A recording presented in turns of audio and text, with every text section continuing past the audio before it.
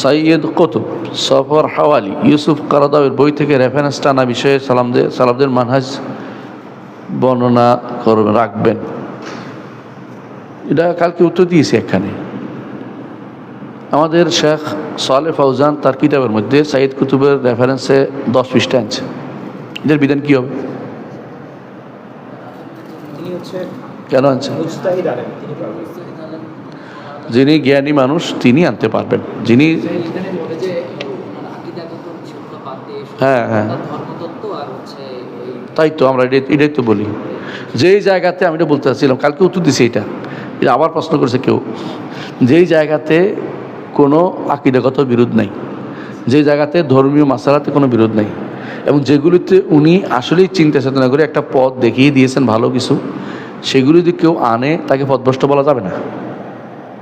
প্রমাণ হচ্ছে শেখ সালেহ ফাউজান, শেখ সালেহ আল উবুদ আমার উস্তাদ, যুগে যুগে আলেমরা এটাই করেছেন। গাজালি থেকে আনিনি আমরা, গাজালি থেকে অনেকেই তো আনছে, একজন দুইজন না। এই জাতীয় কাজগুলি যারা বলবে তারা, হ্যাঁ জীবিত মানুষের ব্যাপারে আমরা বলছি না, যারা মরে গেছে তাদের ব্যাপারে বলছি। জীবিত মানুষকে আপনারা এই বেদাতিকে বন্টন করবেন, বয়কট করবেন কেন? তারা হেদায়েত আসতে পারে, আসে না কেন? যারা মরে গেছে ওই সমস্ত ব্যক্তিদের ব্যাপারে আমাদের কাজ হবে যে যেগুলি আকীদা বিরোধী, যেগুলি শরিয়া বিরোধী, মানহাজ বিরোধী, এই সমস্ত কোনো কথা আনা যাবে না।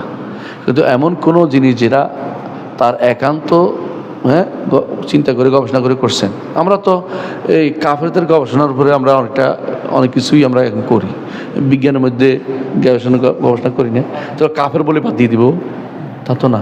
আমার এই যাতে আমার উপকার আছে দিনের দুনিয়ার, এটাকে আমি নিতে পারবো।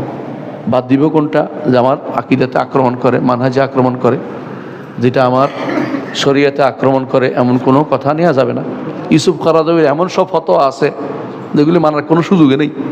ফতোয়া মুনাসারা নামে যেটা উনি বের করছে, আউযুবিল্লাহ, গান জায়েজ করে বলেছে উনি, মুখ খোলা, এগুলি ওনার মানে আর সবাই মিলে একসাথে মিলে যে হজে যাও, এই জাতীয় দুনিয়ার যত উল্টাপাল্টা মাসলা ওনার মধ্যে বইয়ের, এগুলি আমরা একটাও নিব না। কথা বলছি তো কথাটা, আকীদা শরিয়া মানহাজ বিষয় কিছু নিব না। কিন্তু যেই মানহাজ তিনি একটা জিনিস তুলে ধরতে পারছেন ভালো, শরিয়া বিরোধী না, পক্ষে, আর কোথাও হচ্ছে সুন্দর কিছু আমি পাইনি, ধর এরকমও নিতে পারেন। যেমন কে নিছে? শেখ সালেহ আল ফাউজান, একেবারে স্পষ্ট দিল, আপনার বইটা পড়েন, এটার কোনো বিপরীত কোনো আপনি এটা লুকুচুরি কিছু নেই। নিচে কে? শেখ সালেহ ফাউজানেরটা কে নিছে? শেখ সালেহ ফাউজান নিচে কার থেকে? সাইয়্যিদ কুতুব থেকে নিছে। কিতাবের নাম কি?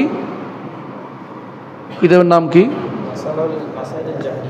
না, আমার কিতাবের নাম হচ্ছে আত-তাহকিকাতুল মারাদিয়া ফিল মাসাইল ফারাদিয়া, মানে এটা হচ্ছে আত-তাহকিকাতুল মারাদিয়া, এটা হচ্ছে তার ফরাইজের উপর একটা মাসালা বই, ফরাইজের উপর, তাই এটা রিসালা ইলমিয়া। তো এটার উপর তিনি প্রথম দেখবেন 8-9 পৃষ্ঠা আনছে। যদি কেউ এখনই নামাই দেখেন আপনার পাবেন, আমি কিছু বলার দরকার নেই। আত-তাহকিকাতুল মারাদিয়া নাম দিয়ে সার্চ দেন, দেখবেন পাবেন, এটা আনছে। এর অর্থ কি? আমরা যারা এমন একটা পর্যায়ে চলে গেছি যে কারণ নাম শুনলে বদদোয়া দিতে আরম্ভ করতেছি, এটা ঠিক না। বরং আল্লাহ যদি তারা মরে গেছে তাদের জন্য ক্ষমা প্রার্থনা করবো, যারা জীবিত আছে তাদেরকে পুরো বয়কট করবো। ইচ্ছাগুলো হেদায়েত পথে আসে না কেন? হেদায়েতের পথে আসে না কেন? কারণ তাদের বক্তব্য আকীদা বিষয়ক, মানহাজ বিষয়ক, এগুলিকে পুরোপুরি বর্জন করে চলবো। কথা বলছেন, যেগুলো তার একান্ত চিন্তা চেতনা করে ভালো কোনো তুলে ধরছে, ইসলামের সৌন্দর্য তুলে ধরছে, এটা আপনি উল্লেখ করতে কোনো দোষণীয় নেই, কিন্তু সাবধান করে দিবেন যে ওই ব্যক্তির জন্য, সবার জন্য না, ওই ব্যক্তির জন্য যে ব্যক্তি ভালো মন্দ বুঝে। যে ব্যক্তি বুঝে না সে তো সবই নিয়ে আসবে, এ তো মহা মুসিবতে পড়বেন। এই জন্য এই জায়গাতে বিভ্রান্তিকর পথে চলা যাবে না।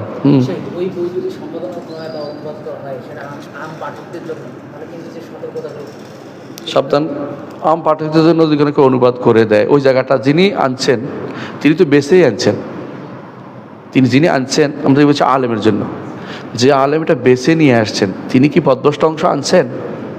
আনেন নাই। তো অংশটা তো গ্রহণযোগ্য জায়গা, তাই তো? যদি কোনো গ্রহণযোগ্য আলেমে কোনো কিছু নিয়ে আসেন, সেটা অনুবাদ হয়, আপনি এটা বাদ দিতে পারবেন না, কারণ এটা তো ওর আমানত, আর এটা উনি বেছেই আনছেন, ওটার মধ্যে পদভ্রষ্টতা নাই, উনি আনতেন না। তো এটা সাধারণ মানুষ শুনতে অসুবিধা নেই। আমরা কথা বুঝছেন, আমি আনলে ভুল হবে, আমি যদি নিয়ে আসি, আমি তো আনি নাই, আমি তো অনুবাদক। কথা বুঝেন, দুইটার মধ্যে অনেক পার্থক্য আছে দুইটার মধ্যে। আপনারা এই কাজগুলো যারা করছেন লেখাপড়া বাদ দিয়ে এটার পিছনে লেগে গেছেন, এটা কিন্তু ক্ষতির কারণ। লেখাপড়া শেষে আর হবে না, আমি জানি শেষ পর্যন্ত আপনাদের আলেম হওয়ার কোনো পথ থাকবে না। আপনি কোনো আলেমকে আমি দেখি না এই কাজ করতে, আপনি কি জানেন শেখ রাবি মাদখালি রাহেমাহুল্লাহ তিনি প্রথম জীবনে সৈয়দ কুতুবের বই মানুষকে দান করতেন। কথা বুঝাতে পারছি? পরে যখন তার পথভ্রষ্টতা ধরা পড়েছে তখন তিনি বাদ দিয়ে দিয়েছেন। কথা বলছেন? তাহলে বোঝা গেল যে মানটা মানুষ পথভ্রষ্ট অংশ কখনো গ্রহণযোগ্য না, যে আনুক না কেন, আকিদা কোনো জায়গাতে আনা যাবে না। আর যেই জায়গাতে আকিদা মানহাজ আক্রমণ করে না, সেই জায়গা যদি কোনো বিশ্বস্ত আলেমে নিয়ে আসে, সেই জায়গা থেকে অনুবাদ করে, তার দূর দিতে পারবেন না। কারণ তিনি তো নতুন করে আনেন না, তিনি আলেমের বক্তব্য নিছেন। আপনি বুঝছেন? আমি আমার শেখ সালেহ অবুদকে দেখেছি মসজিদ নববীতে একদিন আলোচনা করতে করতে বললেন ডেল কার্নেগির কথা আসছে।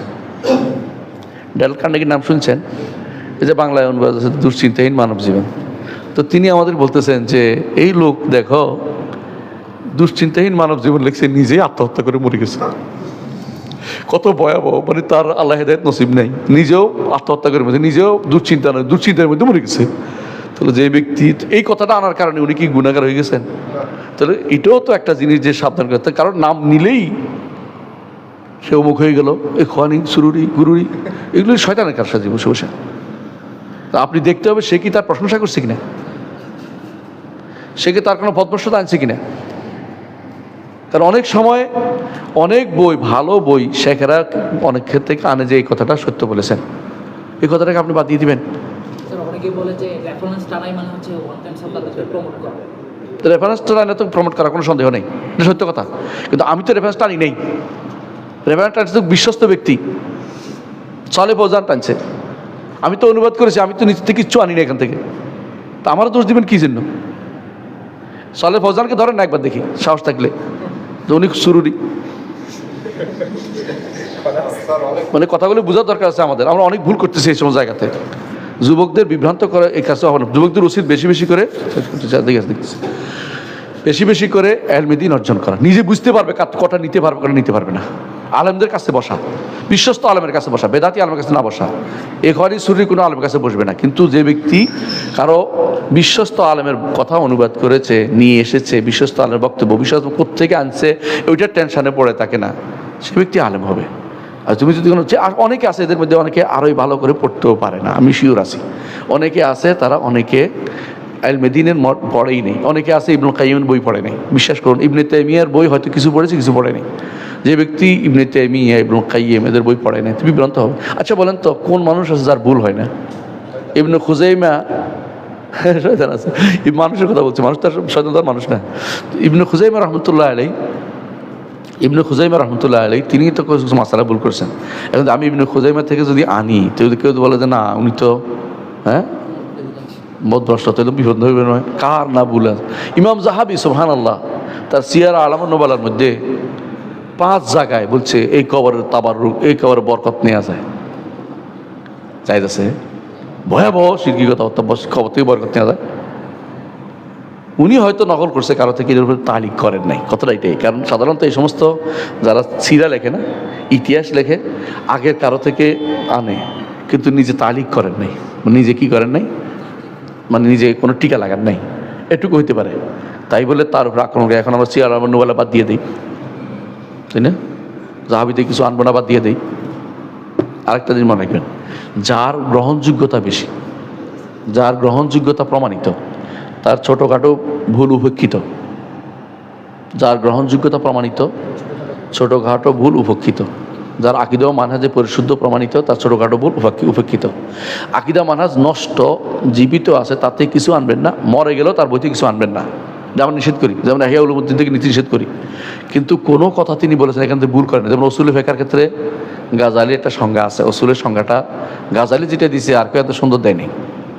উসুলে ফিকহের সংজ্ঞা পারিস কে পারিস? তো তালেবে ইলম হয়ে উসুল ফিকহ পড়ছ না কেউ? তবে উসুল ফিকহ বললে তো কবি যে আবার ইমান থেকে বেরিয়ে গেছে কিনা কবি। মুতাজিলারা উসুল ফিকহ বানাইছে, এখন উসুল ফিকহ বন্ধ করে দিতে। ইমাম শাফিঈ যে লিখছে ওটা কি তোর কাছে আছে নাকি? উনি ইলমে দ্বীনের কাজ হচ্ছে, আলেম যদি হইতে হয় তোমাকে পড়তে হবে। আগে ওলামা সলবাসানি বই পড়বা, সলবাসানি বইয়ের মধ্যে কোনো রেফারেন্স থাকলে এর কারণে সলবদেরকে কি বানাই দিবে না, বেদাতি বানাই দিবে না, এটা কাজ না। কথা বুঝতে পারছি? এটা ভুল করতেছে যারা করে, এটা কোনোদিন সঠিক পথে আসতে পারবে না। এলেমের পথে না এটা।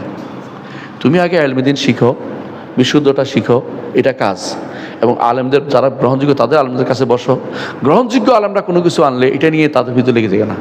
তুমি জানো যে ওরা বুঝে শুনে আনছে কোন জায়গাটা গ্রহণযোগ্য এটা। তুমি যদি কোনো সবার বিরুদ্ধে সমালোচনা করতে থাকো তো তোমার জন্য একজনে দুইজন থাকবে, আর কাউকে পাইবে না। আমি যদি বলি সিদ্দিক হাসান খান ভুল করেছে আকিদাতে, কি করবি? শওকানি ভুল করেছে, কি করবি? শওকানি বাদ দিয়ে দিব? বেদাতি বলবো? সিদ্দিক হাসান খানকে বলবো? মারাত্মক কথা, এটা বলা যাবে না। কথা বুঝছো কিনা? তার ভালো বেশি, তাদের ভালো বেশি, অনেক বেশি। তাদের ভুলগুলি তাদের সমুদ্রের মধ্যে ঢিলের মতো, এটা ঢিলা মারছে মনে করবো।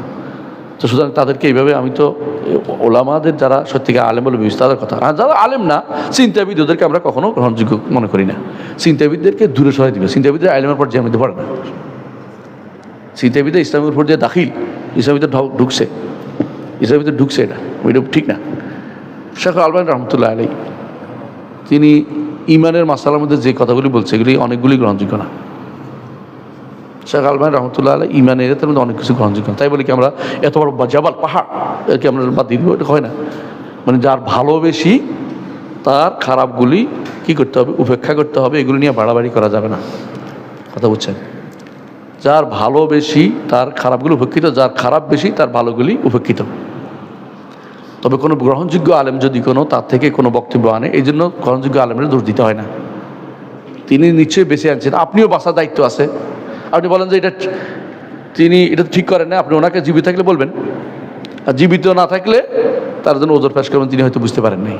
এটা গুরুত্বপূর্ণ মাসালা, এটা নিয়ে সারাদিন ঝগড়া করতে পারবো না। একটা আজকে ভালো করে বলে দিচ্ছি এটা।